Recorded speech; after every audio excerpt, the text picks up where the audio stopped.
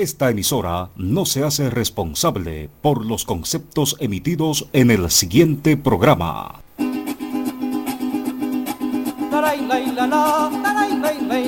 Neo Espartana 105.5 FM presenta Aulas de Margarita con Rodrigo Torres.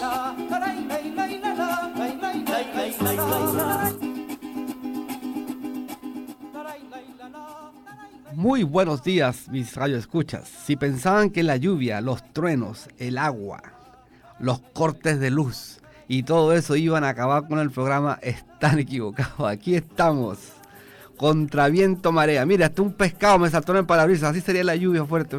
Un pingüino vi por ahí también cayendo. Dios mío, qué manera de llover. Bueno, tengan un feliz día. Este día tan chévere de hoy, bien atípico, parecemos un invierno europeo, con la diferencia de que en Europa, por supuesto, hacen como 3-4 grados y si te mojas te da bronconeumonía y listo. Aquí tenemos la ventaja de que te puedes mojar con la lluvia y bueno, es bastante chévere que llueva en la isla, claro, no tan fuerte así porque mucha gente se asusta y los niños y a esta hora de la mañana, imagínense, todo el mundo se despertó ya y ya van a empezar a pedir desayuno y bueno, se rompe un poco la rutina del sábado de descanso. Bueno, comenzamos este día, por supuesto, dándole las gracias a nuestro queridísimo amigo Ramón Roque Simosa, que es nuestro director de la radio.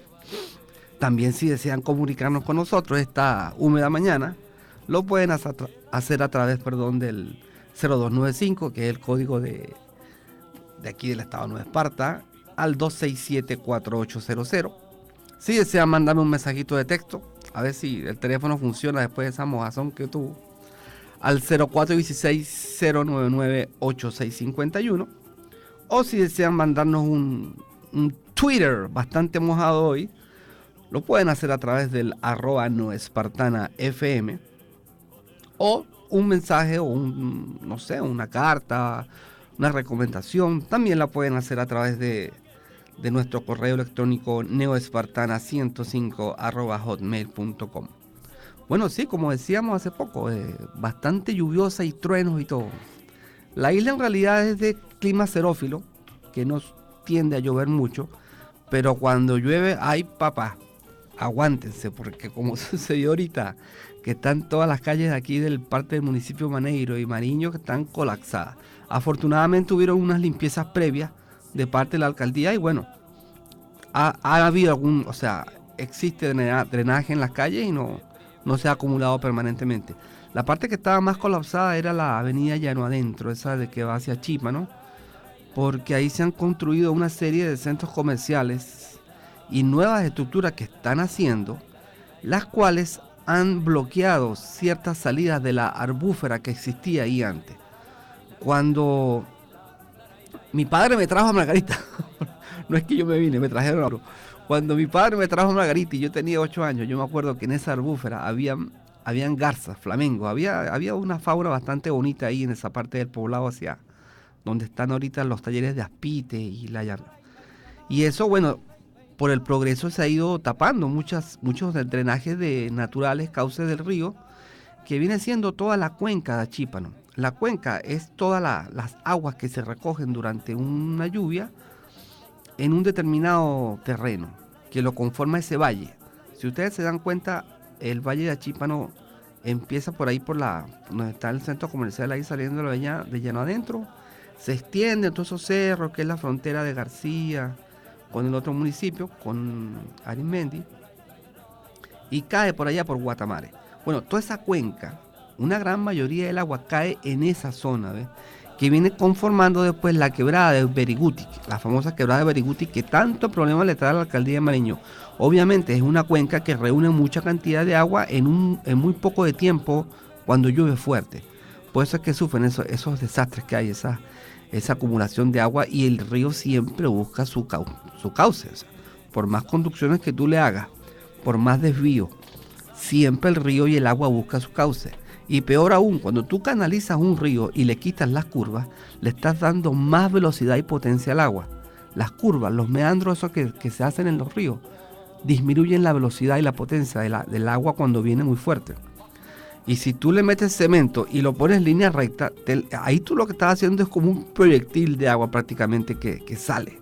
Y eso tienen que observarlo mucho las alcaldías a la hora de hacer remodelaciones y canalizaciones, que donde vayan a hacer eso, el agua va a agarrar el doble o el triple la velocidad y la potencia. Pero bueno, ya dejemos estos temas tan hídricos, tan técnicos que a veces tienden a aburrir a la gente. Vámonos al caso de que, bueno, ya se viene la fiesta de nuestra patrona, la Virgencita del Valle. Ya el próximo lunes es la bajada de la Virgen. Les recomiendo que vayan con su familia, vean eso, un acto litúrgico bastante interesante, bastante cultural, porque atrae mucho turista, se ven mucha gente pagando sus promesas, se ve gente que la motiva, pues, y muy interesante, llegan muchos margariteños de otras partes de Venezuela, familias enteras que vienen de Maracaibo, de Tucupita, de todas esas zonas que hemos hablado en programas anteriores, que fueron pobladas por margariteños a mediados y a principios del siglo pasado, y que ya tienen, bueno, descendientes por todos lados en esas zonas, pues. Y siempre está la tradición obvia de los abuelos de hablar de Margarita, de la Virgen, de la Milagrosa, y bueno, y la gente poco a poco se va relacionando con el estado de Nueva Esparta, pues. Y vienen muchas familias de otros lados, vienen a conocer la tierra de sus abuelos, las playas, que Margarita, mira, desde todo punto de vista es una atracción turística, pero total.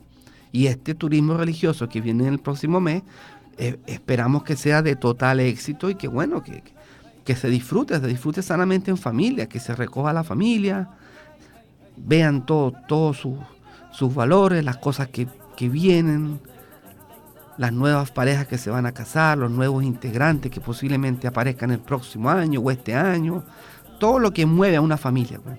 Y no terminemos como anteriormente se hacía mucho, bueno, aún se continúa haciendo, pero en mucho menos escala, que la fiesta de la Virgen del Valle resultaba ser la excusa ideal para ir a emborracharse, a tomar, a hacer un desenfreno total, olvidándose de los hijos, de la familia y de todo, convirtiendo poco menos que esos bares que existían en el valle, unos verdaderos antros de perdición, donde habían peleas a cuchillo pelado, que a mí me tocó ver personalmente. Mira, trifulcas horribles, con esas benditas minitecas que decían antes. No es que esté en contra de eso, no. Pero lo hacían de una manera anárquica. Los alcaldes simple y llanamente le daban permiso a cualquier persona que se pusiera con un tarantín, vendiera licor hasta la hora que le diera la gana, con una música estridente hasta donde diera la gana. Y yo me preguntaba, bueno chicos, ¿y qué tiene que ver esto con la Virgen del Valle? ¿Vale? ¿Qué religiosidad puede haber en ver a un padre de familia borracho tirado en el suelo con unos hijos chiquitos al lado? O una mujer por allá perdida también tomando y volviéndose loca. Por favor, estos son momentos de recapacitación, como de introyección de cómo uno lo ha hecho en su familia. ¿Y qué más que es la Virgen del Valle? O sea, yo creo que esta es una oportunidad única que deberían aprovechar las personas. No vayan en la noche, vayan en el día, vayan en el transcurso de una mañana, tómense un heladito con los niños, unas empanaditas. ¿Qué cuesta? ¿Qué cuesta compartir un poco? Y bueno, esta oportunidad se puede dar el día lunes, todo el mes también. Van a haber actividades y los días fuertes, por supuesto, son los días de la Virgen. El 8, 7, el 9, todo hasta la octavita que se continúa. También hay festividades en el poblado, que también está la Virgen de los Guayqueríes. Y bueno, ojalá que este mes transcurra en sana tranquilidad y quede atrás ese recuerdo tan nefasto que eran de la Virgen del Valle, que siempre habían muertos, atropellados, apuñaleados. No. O sea, yo no entiendo qué tipo de religiosidad puede tener esos eventos que las mismas autoridades autorizaban para hacer. Ya por lo menos hay más sentido común, hay más tranquilidad. La sindéresis ha calado muy hondo en nuestros dirigentes políticos, alcaldes, autoridades, prefectos, y bueno, la cosa se ha tranquilizado más. Incluso creo que va a haber ley seca, me parece muy bien, porque se evitan accidentes automovilísticos que salían mucha gente vuelta loca de ahí a otros sitios de la isla u otros lugares para seguir la parranda y bueno, y terminaban en tragedia. Vamos a un tema musical típico de Margarita y ya regresamos con nuestra historia de hoy. Buenos días.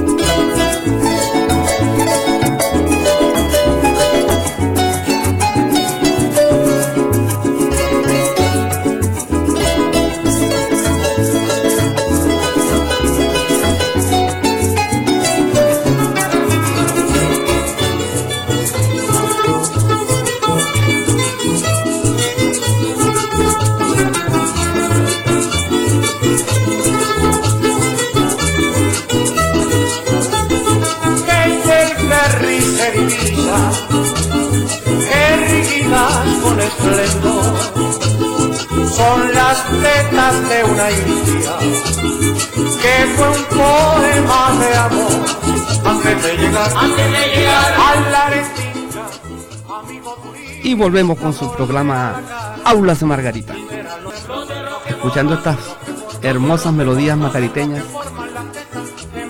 de este cantor de Juan Griego increíble. Bueno, el tema de hoy principalmente iba a ser el de la historia de los ferrocarriles aquí en el estado de Esparta, del estado de Esparta y en Venezuela, ya que Simón Bolívar en sus orígenes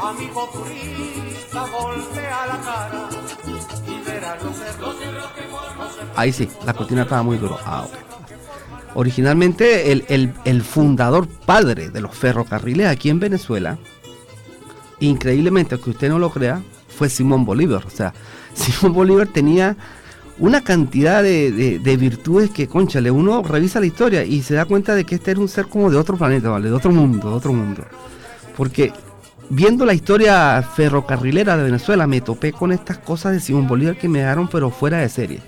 O sea, Simón Bolívar, fíjese usted, en el año 1827 se juntó con uno de los dos más grandes inventores de ferrocarriles que habían en el mundo para aquella época, que era una tecnología sumamente novedosa, porque estamos hablando del año 1827, o sea, estaba recién, pero ¿qué digo yo en pañales? Yo creo que estaba mucho antes, estaba todavía en el vientre de estos inventores, que fueron Richard Thamesvik y Robert Stephenson, que fue el hijo que tomó el proyecto del papá, que fue el quien inventó la locomotora a nivel industrial. Thamesvik la sacó de las minas y la llevó a unos rieles. Y Robert Stephenson la llevó más al campo industrial, o sea, fue una unión ahí de dos cerebros que contribuyeron a hacer el ferrocarril. Bueno, para el año 1827 ya Simón Bolívar estaba sentado con estas dos personas, pensando y planificando un ferrocarril para que uniera La Guaira con Caracas, y en un proyecto un poco más grande, más lejano, iba a unir América, la parte oceánica pacífica con la parte oceánica atlántica en el canal de Panamá. Simón Bolívar tenía planeado construir el canal de Panamá y también unirlos. Unión intercontinental iba a ser a través de un ferrocarril. Y bueno, estaban sentados estos tres personajes que son increíbles, porque juntas a Simón Bolívar, el ser más, yo creo que es el hombre más importante que ha dado América. América desde Alaska hasta Cabo de Hornos, allá en el sur. Y estos dos científicos de la época, si se puede decir así, que fueron estos dos inventores de la locomotora y del ferrocarril moderno.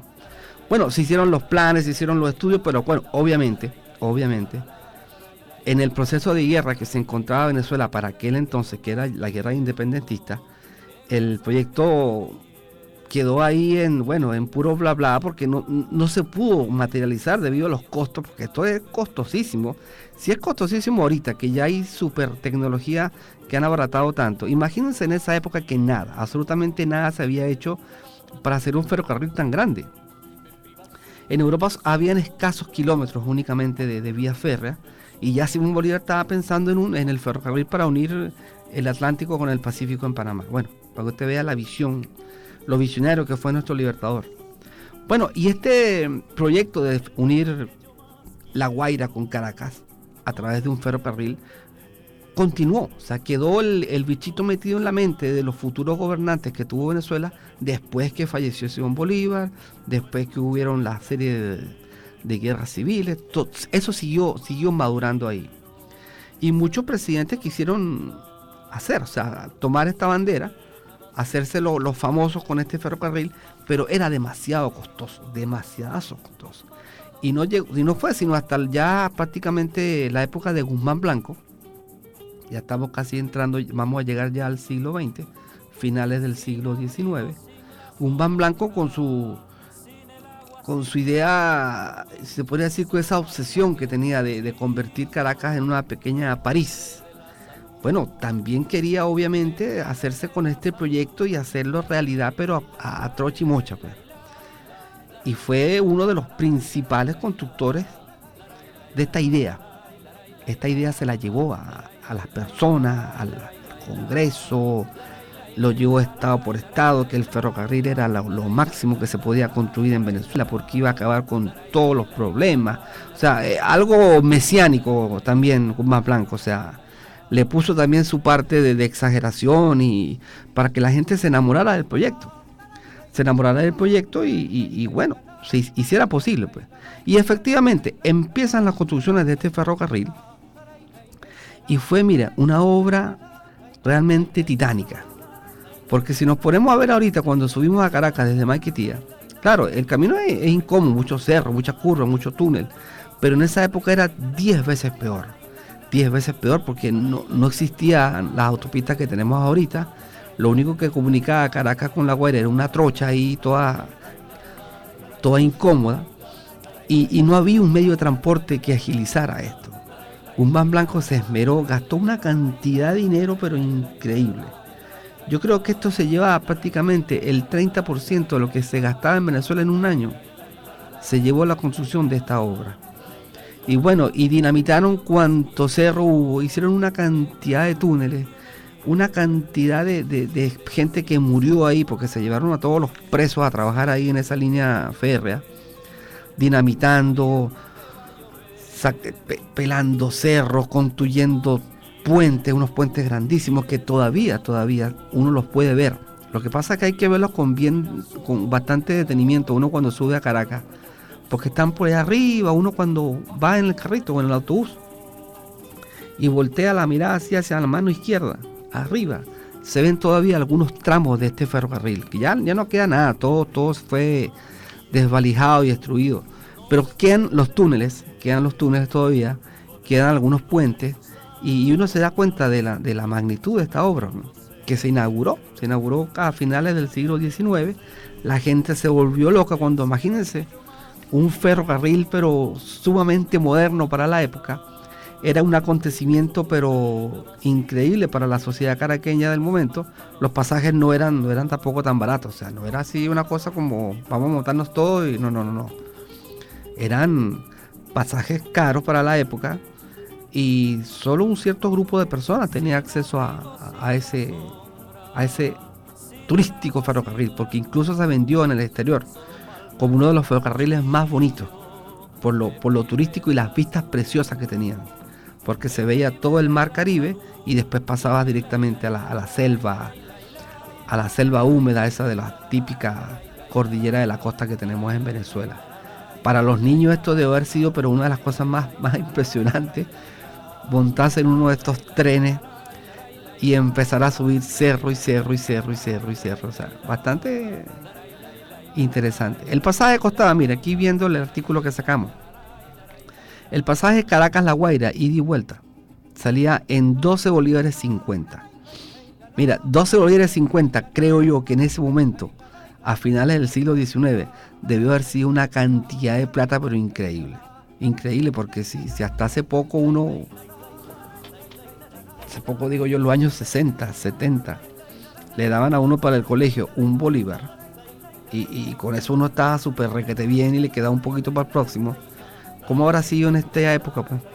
Principio del siglo XX, final del XIX, con 12.50 un pasaje. Había otro, que era el de segunda clase, solamente ida, costaba 18 bolívares, había unos de 9, y así hasta, yo creo que el que se iba colgando en el último vagón iba gratis, yo creo, con la bandera.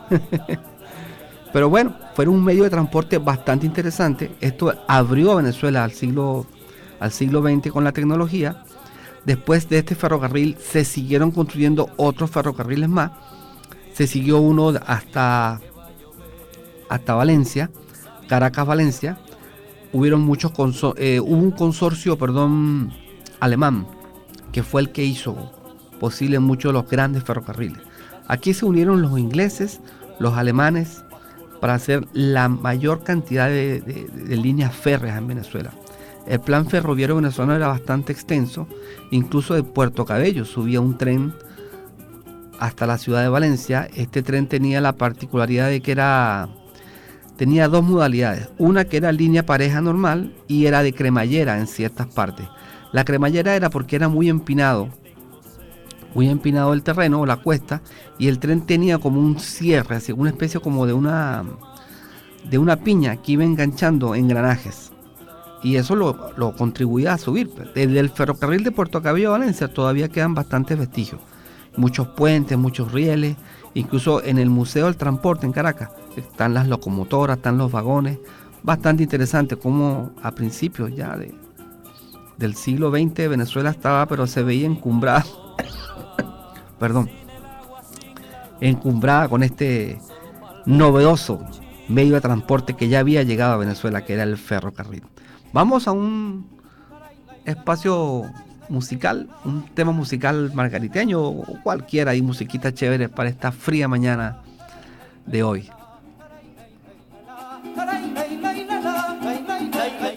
Publicidad. Neoespartana 105.5 te aconseja para estas vacaciones. Cuidado con los pañales del bebé, que también contaminan. Siempre hay que llevárselos para tirarlos en su contenedor. Neoespartana 105.5, tu mejor compañía para estas vacaciones. Hábitat Insular de la isla de Margarita, el número 1 en anime para la construcción. Hábitat Insular distribuye anime para techos, paredes, cavas y aislamiento térmico. Estamos en la avenida Juan Bautista Arismendi, Galpón Bazar de Lunes, Municipio García.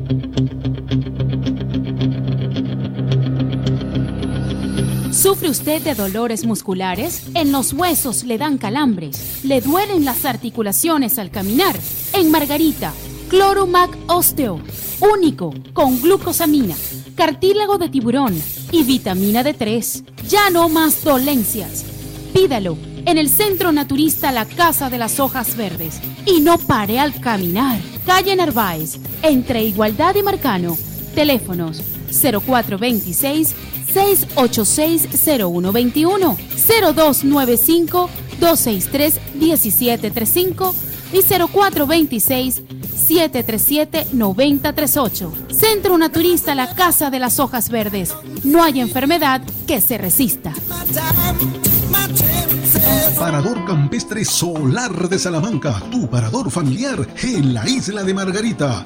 Es para toda la familia y saborear exquisitas pizzas, marisquería y frutos de mar. Además, frescura en parrillas de carne, pollo y mariscos. Parador Campestre Solar de Salamanca es ideal para eventos sociales y corporativos con amplio estacionamiento. Estamos en la avenida 31 de Julio, Villa Playa El Agua, La Asunción. Todo comenzó con un sueño. Y vamos a recuperar el Banco de Venezuela. Un sueño convertido en decisión soberana, que lo ha llevado en 5 años a ser el primer banco del país. Un banco que abre caminos de inclusión, de confianza y de productividad. Hecho a la medida de un pueblo que ha entendido plenamente su derecho a la participación. Banco de Venezuela. Ser un banco del gobierno bolivariano hace la diferencia.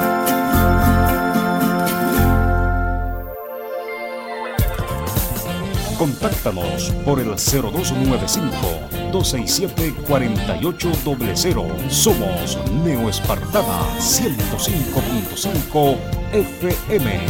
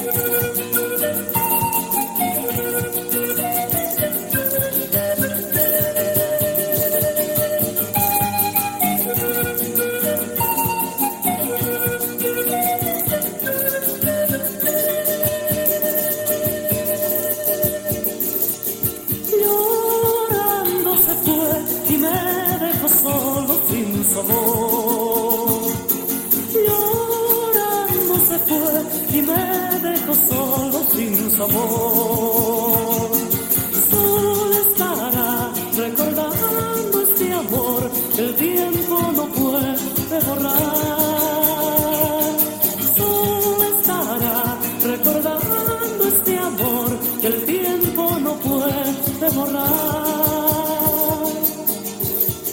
La recuerdo hoy y en mi pecho no existe el rencor. La recuerdo hoy y en mi pecho no existe el rencor. Llorando estará, recordando el amor que un día no supo cuidar. Llorando estará, recordando el amor que un día no supo cuidar.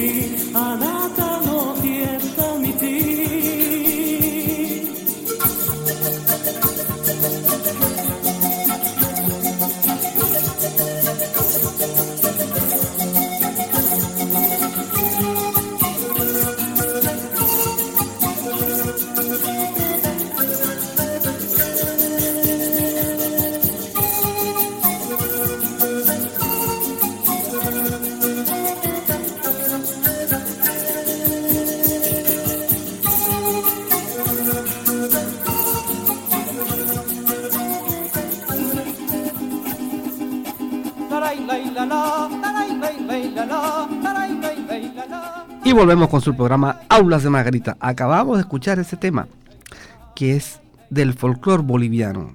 Lo interpreta un grupo que se llama Los Jarcas. Y este tema fue plagiado por un grupo brasileño en la década de los 80, creo que fue. Kaoma se llama el grupo, y lo presentó como la lambada y como tema de ellos, que ellos lo habían inventado, cosa que a la larga resultó ser totalmente falsa. Hubieron unos pleitos legales ahí y Kaoma tuvo que pagarle, pero un no sé cuánto. Bueno, sabe que esos temas son millones de dólares que se demandan y contrademandan, pero lo cierto de la historia es que este es un tema del folclore boliviano que se llama Llorando se fue.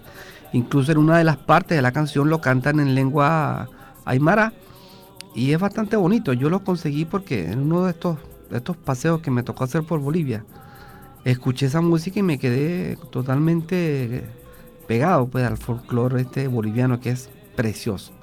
Comparte mucho el folclore también de Perú y de Chile, toda la parte altiplánica del macizo de los Andes, que lo conforman esos tres países, y parte de Argentina también, un poquito parecido.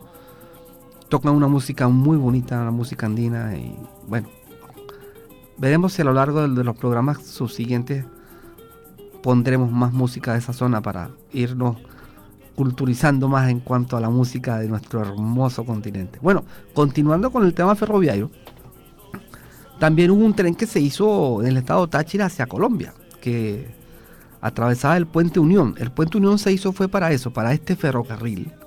Gente que es de por allá de Táchira lo debe conocer, este puente muy famoso ahorita, más que nada con esta guerra que se le ha hecho al contrabando. Este puente debe estar muy, muy solicitado. Bueno, originalmente se hizo para que pasara un tren que comunicara Colombia con Venezuela, que funcionó durante mucho tiempo. al igual que los ferrocarriles que se hicieron en la parte de los estados centrales, como en Barquisimeto, Portuguesa, también en Mérida. Hubieron varias partes pero eran ferrocarriles cortos, no eran esos tremendos ferrocarriles que uno está acostumbrado a ver, pero contribuyeron mucho a la economía de Venezuela. Ya para los años 80, cuando la debacle, si se puede decir, económica en cuanto a la infraestructura ferrocarrilera se viene dando, la mayoría de todas estas empresas, de todos estos proyectos pero gigantescos que se hicieron a finales del siglo XIX y principios del siglo XX, estaban ya completamente destrozados. Ninguno funcionaba, exceptuando el ferrocarril que salía desde Puerto Cabello hasta Barquisimeto, que Ferrocar, la compañía de aquel entonces del Estado, quiso reactivar, pero nunca se logró nada, ¿ves? Y simple y llanamente el ferrocarril en Venezuela desapareció.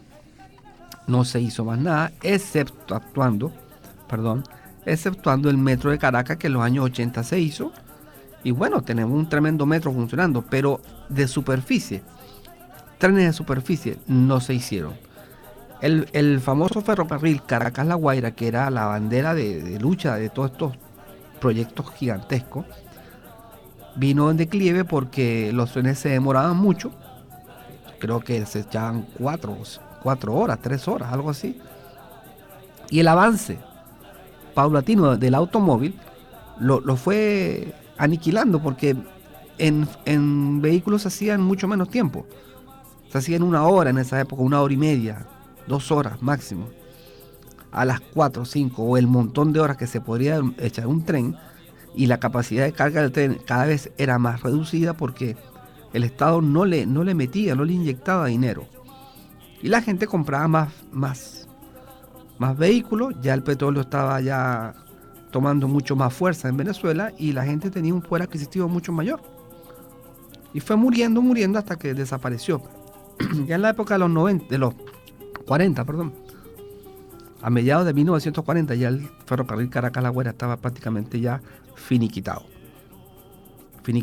Funcionaban algunos rieles ahí para carga de gasolina y cosas así, pero nada, ya estaba condenado a muerte. Y efectivamente ya en los años 90 ninguno de estos funcionaba. En los 80 ya estaba todo dicho, no había plata, no había nada, y bueno, se dejó morir y lo único que funcionaba era el automóvil, camiones, carros, camionetas. Eso era lo que funcionaba. Por eso es que hay poca cultura en las nuevas generaciones que subsiguieron a eso en cuanto al ferrocarril. Y no fue sino hasta el gobierno que entró de Hugo Chávez, que reactivó todo el plan ferroviario, que esto es realmente esto es una cosa increíble. Bueno, no me voy a poner a hablar de esto porque imagínate, pasaría horas hablando aquí de todos los megaproyectos ferroviarios que existen en la actualidad en Venezuela, que se están construyendo. Únicamente les puedo decir un dato. Mire, hay un túnel, que ya está terminado, de 6 kilómetros, casi 7 kilómetros, que está en los valles del Tuy. Y estos túneles, junto con los ferrocarriles y las locomotoras súper rápidas que vienen, van a volver a Venezuela en los próximos años en un potencial ferroviario pero total. Eso va a ser muy bueno porque la gente va a tener un medio de comunicación moderno, bonito y llamativo, porque díganme usted, ¿a qué niño no le gustaría montarse en un tren? Eso es pero el sueño de todo niño. Y aquí en Margarita, aunque usted no lo crea, también existió un ferrocarril. Fue un ferrocarril minero que se localizó específicamente entre el municipio Antolín de Encampo, exactamente. Las minas que allí yacen de magnesita, que se encuentran en Loma de Guerra, para los años 1920, 1930, estaban en su máximo esplendor. Y anteriormente, los dueños, los concesionarios de estos, las transnacionales que utilizaron el suelo margariteño para extraer el mineral de magnesio, que está en Loma de Guerra, en un sector que se llama Las Minas. No sé si conocen por allá. Se dan una vueltecita y van a ver que hay un sector que se llama Las Minas. Son unos cerros blancos. Ese blanco es el magnesio que está todavía ahí en Margarita, que está todavía aquí en la isla, que no se terminó de explotar todo, sino que hay grandes depósitos de magnesio alrededor de la isla. Está en Loma de Guerra, La Rinconada, hay en Constanza. Cuando uno va desde Manzanillo hasta Juan Griego por la carretera de la costa y uno ve a los cerros, hay minas que fueron abandonadas, pues, de magnesio. Y hay una muy importante que quedaba en San Antonio, ahí donde está la actual Villa Rosa. En esa zona de ahí, ahora se urbanizó todo eso, ya no van a poder sacar magnesio de ahí. Esa mina en los años 60 era, bueno, una de las principales de Venezuela. Sacaban el magnesio de ahí. Ese magnesio era llevado en camiones hasta Pampatar. No sé si ustedes en Pampatar han visto una especie como un puerto minero que hay ahí poquito más abajo del castillo San Carlos Borromeo. Ya no quedan nada, quedan los pilotes. Pero por ahí llegaban los barcos y los camiones cargaban todo el barco con puro magnesio y se los llevaban. Bueno, el ferrocarril que existió aquí en Margarita era desde Loma de Guerra hasta Manzanillo. Pasaba por todo el municipio Antolín del Campo, daba la curva por allá por Aricagua, se metía por La Mira y llegaba ya hasta la playa de Manzanillo. Y en la playa de Manzanillo hay unos restos, pues yo los vi y les tomé fotografía porque es lo que queda de este ferrocarril. Se llama la estación El Jobo, que queda como a unos 200 metros de la playa de Manzanillo, la parte más pegada al cerro. Ahí uno puede ver la estación, lo que quedó de la estación, porque ya lo que queda es nada. Porque en ese sitio se quemaba el mineral. El mineral de magnesio, cuando uno lo quema, se reduce y ocupa más espacio, o sea, ocupa menos espacio, para su carga. ¿Ves? Y ahí se quemaba el mineral y se embarcaba en pequeños barquitos, así especie de los protopeñeros que conocemos ahora, los peñeros antiguos, pues. Y eran transportados en vela hacia Pampatar, que era el único puerto que había en esa época que podía hacer este tipo de actividades, de embarcar mineral. Entonces todos estos barquitos eran cargados con el mineral y llevados a través de las costas de Playa El Agua, El Cardón, Puerto Fermín, bajaban ahí donde está la actual Laguna Mar y llegaban a Pampatar. Ahí eran cargados con una grúa y llevados a Alemania o a Estados Unidos, que era donde ellos se comercializaba este mineral. Este ferrocarril, en la actualidad no hay nada, no quedó nada, todo fue desvalijado una vez que la mina cesó sus actividades, problemas económicos, problemas legales que habían aquí en Margarita en esa época, no le pagaban a los empleados. Bueno, las típicas historias, usted sabe ya de las transnacionales, no únicamente en el Margarita, también hubieron transnacionales de la minería, la cual no dejaron absolutamente nada para Margarita. Ni siquiera una escuela construyeron para la gente de Antolín del Campo, del Tirano, de Loma de Guerra. No hicieron ni una obra social ni nada. Simplemente sacaron todo el mineral que pudieron, la mayor cantidad de plata y se fueron. Pues. Ya cuando vieron que las cosas no se estaban dando con los porcentajes de dinero que ellos querían obtener, simplemente abandonaron el negocio. Se abandonó el ferrocarril, se abandonó la locomotora. La locomotora fue llevada a Caracas. Es una locomotora que está en la actualidad en el Museo del Transporte y desvalijaron todo. Los rieles fueron utilizados por muchos margariteños de ahí de la zona para construir, para hacer cualquier cosa, porque eran bastante útiles. Lo único que queda es la casa de Elisa.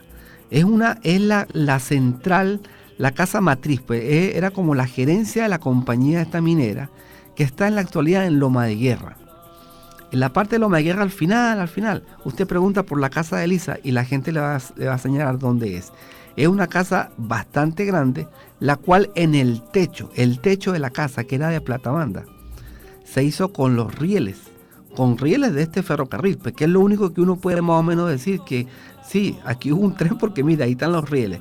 Y los rieles dicen la procedencia, muchos son ingleses.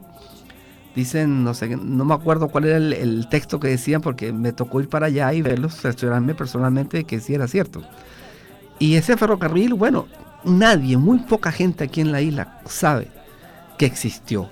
Y funcionó durante, yo creo que unos 30 años. ¿Ves? Lo que pasa es que no se documentó, no se hizo nada con respecto a eso y simple y llanamente cayó en el olvido. Así como cayó en el olvido el safari que hubo aquí en Margarita, el safari o el parque de atracciones ese grandísimo que hubo al lado del safari, que muy poca gente lo conoce, parecido a Isla Aventura, que se hizo más tarde ahí en los lados de Maneiro, donde estaba el canódromo. Ya había en Margarita un parque de atracciones gigantesco al lado del safari, pero bueno, como no hubo mucha actividad comercial y se perdieron todas estas naciones. Había un parque jurásico aquí en Margarita también, que muy poca gente conoce, por esa misma zona de Altagracia, donde habían unos dinosaurios grandísimos, bien bonitos, había unas tortugas, había un tiranosaurio, había un tricerapos, habían un montón de esculturas hechas en piedra de estos gigantescos reptiles que habitaron en la Tierra hace millones de años. Pero te estoy hablando de los años 70, o sea, hubo gente visionaria que trató de mover turísticamente aquella zona de Margarita para hacerlo un polo turístico, un polo de atracción. Y bueno, no se dio y las instalaciones se abandonaron, las figuras de piedra fueron destruidas y bueno, se acabó todo. Pero sí han habido intentos aquí en la isla de modernizar. Siempre hay visionarios en todas partes. Y este tren, uno puede ver el trazado de la línea del tren, se ve desde Manzanillo. Uno puede ver de la salida de la carretera hasta la playa. Incluso en el cerro hay una especie como de un tubo, como una alcantarilla, que todo el mundo se pregunta, bueno, ¿y qué es una alcantarilla ya en la mitad del cerro? Bueno, esa alcantarilla, déjenme decirle, era un puente que había ahí. Por encima de esa alcantarilla pasaba el ferrocarril que se metía a una especie de un recodo, un pequeño golfo que hay después de la playa de Manzanillo, en la cual el tren detenía, volteaban las volquetas, los vagones con el mineral, y se devolvía nuevamente. Había un riel que daba vuelta, pues, la locomotora, y volvía nuevamente hacia Loma de Guerra para buscar más mineral. Estas historias uno las cuenta ahorita y dice, cónchale, pero yo no tenía idea de que aquí en la isla sí, aquí en la isla también hubo auge minero, auge ferroviario, mucha gente de esa zona trabajaba. La mayoría de los ancianos de Antolín del Campo saben perfectamente todas las historias que sucedieron con esta mina, la cantidad de litigios que hubieron, mucha gente que falleció, muchos margariteños murieron en esas minas porque parte de cuando dinamitaban los cerros, pasaban accidentes, pues, o se venía abajo una parte del cerro, sepultaba margariteños, y bueno, las típicas inconveniencias que puede tener una actividad minera, que son bastante peligrosas, pues.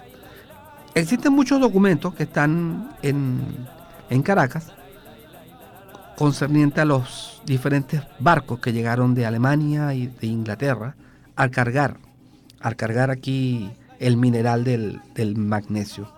A través del colega Pedro Bellorín Caraballo, que yo lo denomino el catedrático de aquí de la radio en el estado de Nueva Esparta, Pedrito Bellorín Caraballo me suministró un montón de información bastante útil, que toda fue recopilada en la edición de septiembre del año 2010, en el número 8 de nuestra revista Aulas de Margarita. Lo que les estoy dando es el resumen de esta edición, en la cual salen todos los pormenores de este pintoresco ferrocarril que tuvo la isla de Margarita, aparte de la historia ferroviaria de Venezuela. Vamos a un tema musical y regresamos.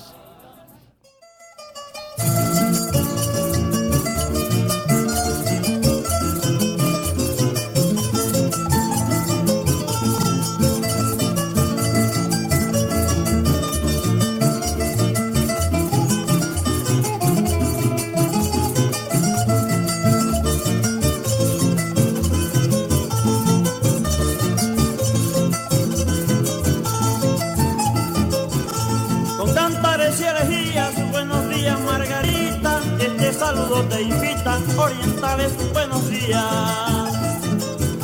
Con cantares y elegías, buenos días Margarita. Este saludo te invita, orientales, buenos días. Albas y policromías, que aquí lo extraño descarta. Nuestra música es la carta. Nuestro sentir guayquerí, poniendo punto en la I. Buenos días Nueva Esparta, poniendo punto en la I. Buenos días Nueva Esparta.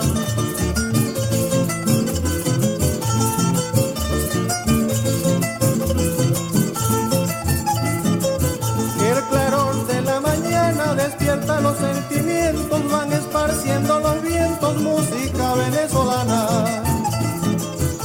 La región neoespartana en tu casa hoy de visita, temprano acude a la cita.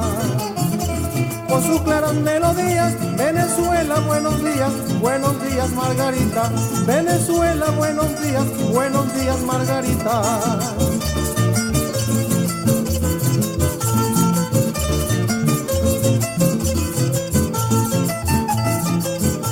Y así ha llegado la hora de pelear lo que tenemos, por eso jamás seremos ante música invasora. Y así ha llegado la hora de pelear lo que tenemos, por eso jamás seremos ante música invasora. Nuestra música pintora del hombre del mar del llano, aquí nos damos la mano. Aquí los criollos se incitan, buenos días Margarita, viva los venezolanos. Buenos días Margarita, viva los venezolanos.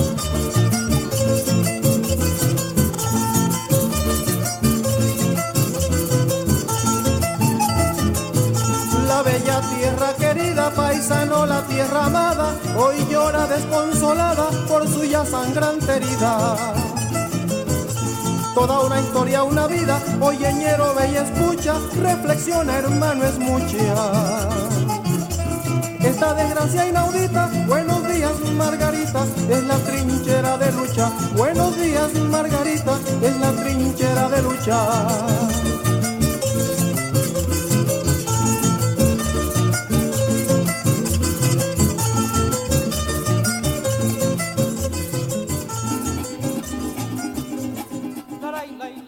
Y volvemos con su programa Aulas de Margarita, hablándole en este momento del antiguo tren que existía desde Loma de Guerra hasta Manzanillo. Aquí revisando el artículo aparece este señalamiento bien interesante. Dice: el ferrocarril fue inaugurado por el presidente en aquel entonces del Estado de Nueva Esparta, el general Alberto Ramírez, y demás miembros del tren ejecutivo. Esto fue el día... perdón.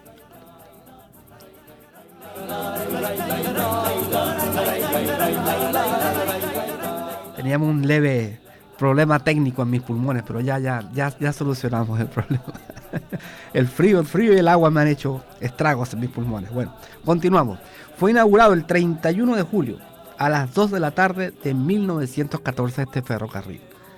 Y consta, según el documento aquí, de 8.3 kilómetros de distancia. Ahora, a todo esto hay que señalar una cosa muy interesante. En los documentos encontrados del Senado de Estados Unidos aparece que Margarita podría fácilmente suplir el mercado norteamericano, escúchese bien, de magnesio durante 50 años. O sea, esto nos da una idea de la cantidad de mineral de magnesio, cobre y cromo, que también está mezclado ahí, que existe en Loma de Guerra, bueno, en el municipio de Antolí de Campos. Es un potencial minero pero increíble, pero claro, obviamente ya a estas alturas del partido, como dicen, no se puede explotar porque toda esa zona está habitada por un montón de familias margariteñas y foráneas. O sea, estamos debajo, pero no se puede hacer nada porque ¿cómo vamos a sacar todo ese mineral? Y la gente que está ahí, ¿qué vamos a hacer? ¿Vamos a sacarla? ¿Vamos a expropiar? ¿Vamos a arrasar con toda la belleza del municipio Antolí de Campos? Porque la actividad minera, desafortunadamente, por un lado te hace una entrega de dinero increíble, es una entrada de dinero, pero total que te satisface todo, pues, porque es bastante dinero que entra. Pero por otro lado te destruye el paisaje, te destruye toda la geografía, porque tienes que dinamitar, tienes que romper, tienes que hacer un montón de cosas. Si ustedes se meten en Google Earth, la parte esa que se ven los países desde arriba, los mapas, y se van a Antolí de Campos, van a ver que hay un montón de troneras en diferentes sitios. Esas son las antiguas minas de magnesio que existían en la zona. Claro, está el mineral ahí, pero ya yo creo que sería imposible hacer una actividad minera sin dañar el ambiente, sin dañar la geografía. Lo mismo que sucedió en Villarrosa y en San Antonio, que ya son zonas densamente pobladas en las cuales sería una locura ponerse a hacer una explotación minera de esa zona. Se sabe que son rentables, se sabe que en Venezuela no existe otra zona en la cual se saque magnesio del tenor que hay en Margarita. Y bueno, se tendrán que buscar por otros lados, pero aquí en Margarita va a ser realmente muy difícil que se logre reactivar esta actividad minera. Se pudo haber hecho en esa época, pero no se hizo. Bueno, ¿qué se hace? Ya no se puede. Pues. Sería acabar con el municipio turístico por excelencia que tiene el estado de Nueva Esparta, con esta playa hermosísima que es Playa del Agua, y bueno, y muchas otras playas pequeñas que están a los lados. Esta actividad fue el punto vital, fue la mayor actividad que tuvo en esta época el estado de Nueva Esparta. Por otro lado también tenía la entrada de sal, que en algunas zonas de las salinas de Manzanillo, en otras salinas por allá por el norte de Margarita, se hacían. Eran las únicas dos actividades mineras que tenía el estado de Nueva Esparta. La principal era la pesca. Y bueno, ahora tenemos la fe de la sardina. Aprovechemos para ir. Bueno, se acabó el tiempo, qué increíble. Bueno, cuando uno habla de temas tan interesantes, el tiempo vuela. Me despido de ustedes, sin antes decirle que tengan cuidado, porque la vía está mojada, no ingieran licor cuando manejen, disfruten su fin de semana en familia y nos veremos la próxima semana. Que la disfruten.